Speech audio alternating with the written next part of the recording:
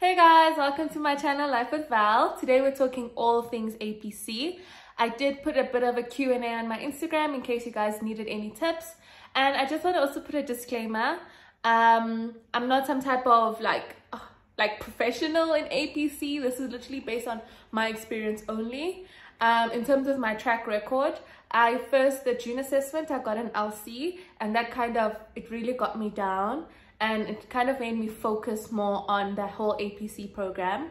I then, in the September assessment, I got a BCC, which luckily I didn't need to write the deferred exam or the sub-exam, and I managed to get in to write the final APC exam in December, and I have passed. So mine is I'm not coming from a place of I've been highly competent the whole time.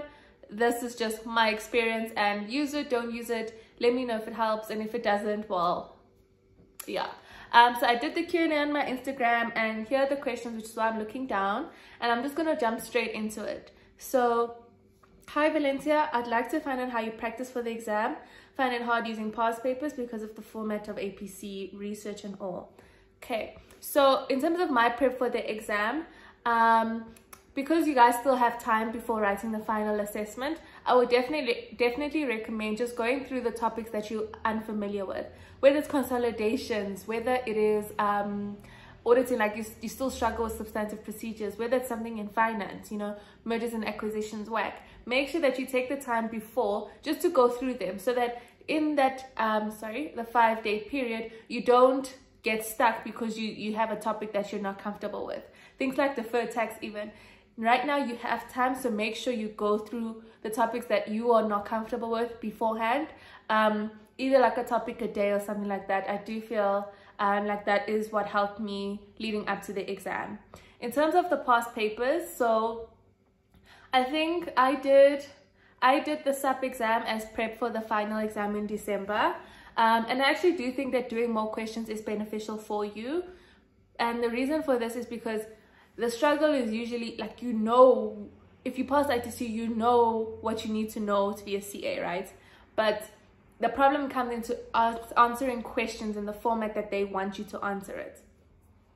So I found that by practicing more questions, I actually was able to, I guess, cement my answering technique and get used to the types of questions that they're asking.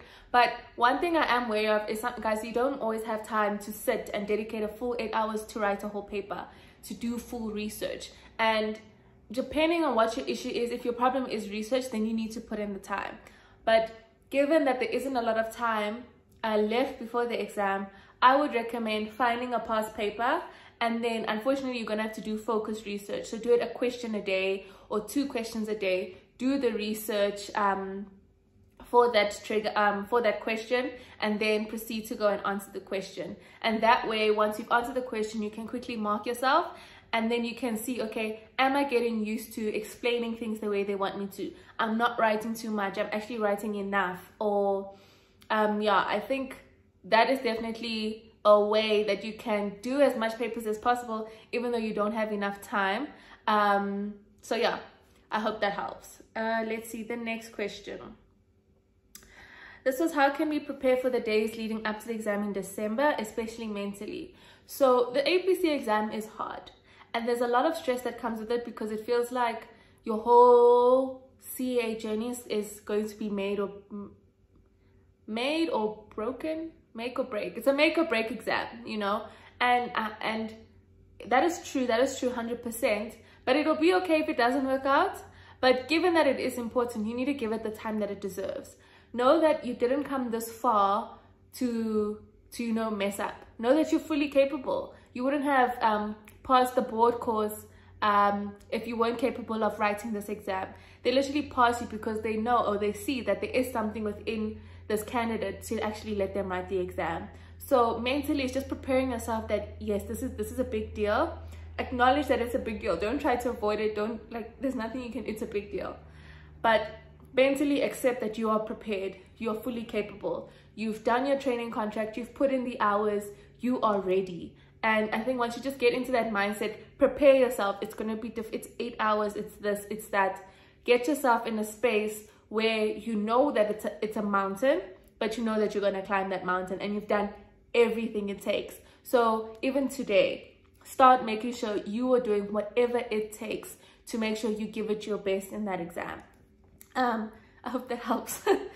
Would you recommend staying up until midnight for when the case study comes out? So my answer to this is going to be no. I don't remember if it comes out at midnight, but you need your sleep. And it's not like, I don't know, people don't like to sleep, but guys, you need to sleep before this exam because it's such a stressful process, and sleep is so important in helping you analyze and help you think. So for the day that the case study comes out, just try to sleep the night before so that you're well rested, and then when you are, let's say at 8, ready to go through the case study, you're fresh, you're awake, like your mind is ready to conquer this paper. Because trust me, this case study needs your freshest mind to approach it. And I don't recommend like staying up until midnight. I don't know what the benefit is. Once again, it's only my experience, and if it's helpful for someone, then I don't know, I'm not gonna say try it. That's not gonna be my recommendation. Did you exercise as a break during the preparation period? So I want to say I don't actually remember. I'm sorry, my memory is actually very bad. I don't actually remember whether I exercised, but I would recommend exercising because you need a break. You can't spend 24 hours of every day leading up to the exam focusing on just the exam. Like sometimes you need a break, and I'm a strong advocate for like being balanced, sleeping, exercise. So if you can exercise for 30 minutes just as a break away from the stress that the APC is causing, I think it's going to do you wonders, because once you get those endorphins in, it actually helps clear your mind and it helps you process. So I would definitely actually recommend exercising. Does failing assessment 2 mean you'll fail the APC exam? So I think for most people, the board course results have come out for the second assessment, and it doesn't mean that you have failed APC or you haven't got an entrance into the Psycho APC. It just means that you need to write the supplementary exam. For some people, I've spoken to them and they said actually writing the supplementary exam has actually helped them feel more prepared for the final assessment. So if you are writing this up, that is completely fine. Do the extra practice and give it your best shot. It's not over until it's over, trust me. Okay, this one is asking, what did I do to prepare for APC? Did I go through past papers? So I do think I answered that in that I would recommend doing past papers, and especially the week or the 2 weeks leading up to it. Even actually now, start doing past papers, start doing section reviews. Like, you can't still be at this stage in the game and getting tripped up over deferred tax, because they're probably gonna ask that. Let me see. Would you recommend talking to other groups during the pre-release period? So this I wouldn't recommend. Choosing a group is very important, because your group can actually really help you manage the workload that comes with APC because of all the different triggers. And I do think it's beneficial to have a group, because then you can get a lot of different opinions and different ways of thinking, because sometimes your way of thinking is just so narrow and other people can actually help you with that. And in terms of speaking to other groups as well, you just need to be careful of that, because there comes a point where too many people is just too many opinions. What we did was myself and another group, my group and another group, we actually joined forces. I don't know how many we were in total, 10, 8, 9, somewhere around there. And it actually helped because it did bring a lot of different perspectives. So if you want different perspectives, just don't overdo it. Like there comes a point where it's too much, and make sure that your people are reliable and actually know what they're talking about. That's also important. Like, you don't want to speak to other groups and they're confusing you, or they make you like go completely left. So that's gonna be my answer there. How did you manage expectations at work during your preparation or before leave? So I think I was lucky, and I know not everyone is going to be as lucky, but I was working with a team that was actually very understanding, and it wasn't an overtime client at that in November. So I was able to work my 8 hours, and in the evening just focus on the APC exam. So if you can, for the next month, 2 months, as you prep, make a timetable. I'll put a link to a video about how I manage working and studying. but you need to dedicate like a block of time to the APC, and you need to have these upfront discussions with your managers. And I know that this is obviously better, it's easier said than done because not everyone is understanding, but hopefully if you discuss it with them upfront, make some type of commitment. I will work my 8 hours, make sure they're all productive, and after that I will not be available. I need to focus on this exam, because at the end of the day it's just you in that exam, and it's not fair when you are giving of yourself and like these people aren't going to, there's nothing they can do to actually help you write it. And if they're taking away their time, I don't think that's right. So hopefully having an honest discussion with them, setting the expectation up front that I will only be able to work 8 hours. I understand this is the job, but this is all I can commit to. But again, easier said than done. Some workplaces are difficult. How did you handle tricky triggers where you had zero knowledge of the work? So I think one of them that was tricky, memory is just doing me dirty. But if you get a tricky trigger, what you need to do is you need to go and research it, because the tricky, like no matter how tricky it is, it's going to come at you in that exam. They're definitely going to ask something about it, and you need to make sure you know what you're talking about. So for me, let's say something I'm not good at is like IT stuff. So I'd make sure I'd go and do research. Okay, what is it? And look at it from all angles. Look at it from a financial accounting perspective, a finance perspective. Is there a management accounting perspective? Is there a tax? Something that I don't know in terms of tax. Like I think for us, it was IS 41. I have no knowledge of IS 41 and agricultural stuff. But you need to make sure that you know it, because it's definitely going to come up. And you don't want to get stuck guessing in that exam. So you need to do research. Spend an hour, 2 hours. Spend time understanding that trigger, because you don't want to get like shocked in that exam. Remember that exam is about showing consistent competence, and you can't just completely bomb one question, or I don't know the full marking processes, but if you show consistent competence, it's easier for you to get that C and get that pass than if you're bombing certain questions because you didn't research properly. So that's my 2 cents on that. Time management. I feel like 8 hours isn't enough. I don't know when to stop a task and move on. Okay, so in terms of the time, you need to make sure that you give every question its time in the light, and after that you need to move on. So how I broke it up was, I think I spent 30 minutes first analyzing the information on the day. So now I have 7 hours, 30 minutes left. And now I'd also take time to just, so in that first 30 minutes, go and now number my questions in terms of, okay, what do I feel confident in? What don't I feel confident in? And kind of mix them up. So I kind of made a timetable for myself in terms of these are my time slots that I'm going to work in. And my approach to just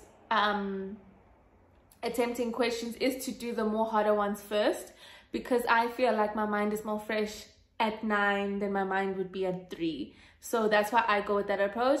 I know other people prefer to do the easier questions first to build up your confidence. I don't know, I'm not going to suggest a certain way. It's all up to you. And then in terms of the actual answering of the questions, I think I dedicated 40 minutes to each question. I'm going to quickly do the maths here, but I dedicated 40 minutes to each question. So let's say there's 8 tasks, 40 minutes, that gives me 5 hours. So after the 40 minutes, so this is again would be in my timetable for the day, allocate the 40 minutes per question. Once that is up, move on, because there are some questions that you can get a lot of easier marks, and that's what's actually going to help you pass, or easier ticks in terms of that rubric. So give yourself 40 minutes per question, and if you, let's say one question only needed 30 minutes, save the time for the end. And at the end, so as I said, the 40 minutes per question gives me five-ish hours. So I'm going to say 5.5 hours. The time is, it says 5:33. So I'm going to say 5.5 hours plus that 30 minutes that you took to do your, read the information on the day. So that gives me 2 extra hours. And that 2 extra hours, I would then go and, top up the other questions. So any questions that you know you didn't finish properly, those difficult questions that need more time, use those 2 hours to go back to it. So In terms of breaking up the time, you could either go 10 minutes per question, 15 minutes per question, but that extra time will, at least you know, I've gone through the paper. This is where I know I can get more marks, and then you can go and bang those out. That would be my advice in terms of managing the time. I did go to the bathroom during the exam. I did eat. I think sometimes I just took a little those breaks just to think things through, because like when you're just writing, I get too stressed. But I didn't like go out and take a full 30 minutes. I think I ate at my desk, probably 5 minutes, and then got back into it. Yeah, that day is so stressful, but it is possible. Guys, it's definitely possible. Now my phone is bugging out. Sorry, I'm talking so fast. There's just a lot of questions. Okay, this one I think I have answered. Is it advisable to prep during actual full case studies, the research time plus the paper? So again, do a question. So you're gonna look at the questions, and then okay, you're gonna see, okay, this is IS 12. Go do research on IS 12. Do your research on the industry. Answer the question. In terms of research you could do before doing the individual questions would be the generic stuff. Your understand the industry, understand the company, find any comparables, do your financial statement analysis. And I think another thing I would recommend is just doing a SWOT analysis of the business. It might not always be applicable, but it helps you understand things from like a holistic view. In the SWOT analysis, use things like your pistols, and your Porter's 5 forces to help you think of other factors to consider and populate that SWOT analysis. So once you do that initial research, go on to a question. This question is looking for IS 12. Okay, let me quickly do research on IS 12. Let me attempt the question. Let me mark the question, and then look at the solution. Okay, what's in the solution? What did I miss? Why would they think of putting that on the solution? Like, what are you missing in terms of thinking, or yeah, like what did you miss that made you like not think about that? Basically, I don't know if I'm making sense, but try to understand why they put what they did on the memo. Let's see. My phone is bugging out again. Sorry guys. Okay, I think I've actually covered majority of it. Hold on. Okay, so that is actually all the questions. I'm sorry, this is such a long video. But the last one is a tip that I got from a friend from high school who is also currently just waiting to register as a CASA. He said that obsess over the core triggers and don't obsess over the non-core. It's cool for a CA to know about the 4th Industrial Revolution and developments in that space deeply, but it's not necessary. What is not cool and is not acceptable is for a CA to not know deeply enough about an IFRS matter after being given time to do adequate research on. So be conscious of how you spend your time. And I think this is, I'm glad I shared this with you guys, or I'm glad he shared it with me. And that's just because you need to know the basics. You need to make sure your IFRS is great, your tax is great, your MANAC, finance, auditing, that needs to be on lock. And yes, these other topics are interesting, like the 4th Industrial Revolution, but you cannot spend a lot of time on these things if you don't know the basics.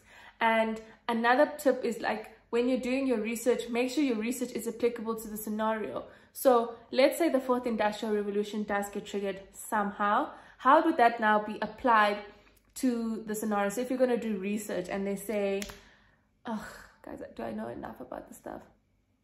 Let's choose something else.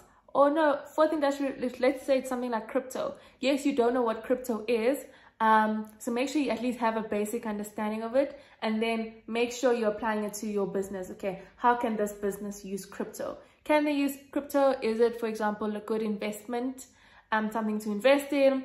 Should they accept it as a currency, for example? Those are things you need to start thinking about, but you always need to know, what is the IFRS impact? What is the tax impact? And I think there have been, like, for example, new articles coming out about this and people sharing opinions. So make sure the main triggers, and I actually did this when we went as a group. I think, let's say we have 15 triggers. We'd actually go and rank them to see, okay, which ones are probably bigger sections than the smaller sections, and make sure that the bigger sections you have an understanding of. This was a very fast talking video. I do hope that it helps you guys. And if you have any comments or questions, leave them down below. I will try my best to respond, And if there are quite a lot of questions coming through, I'm happy to do another video on this. Once again, this is my experience, and the APC journey is tough, but it is worth it. Just the break that I've gotten from having to study this year has been so amazing. Passing the APC exam has also been I feel like it's life-changing. I'm seeing the opportunities which are waiting for me, and it's very exciting. So please do not lose hope. I'm not fully on the other side, but I'm like 4 months, 5 months of passing APC, and I'm feeling at least like I'm starting to get my life back. You know, like I'm not just studying and working the whole time. So guys, hang in there, give it what it needs, and you can be done. But that is all from me for today. Leave any questions you have down below. Share this video if you think it could help anyone, and please subscribe because we are continuing to grow with this family. I'll see you guys in my next video. Bye.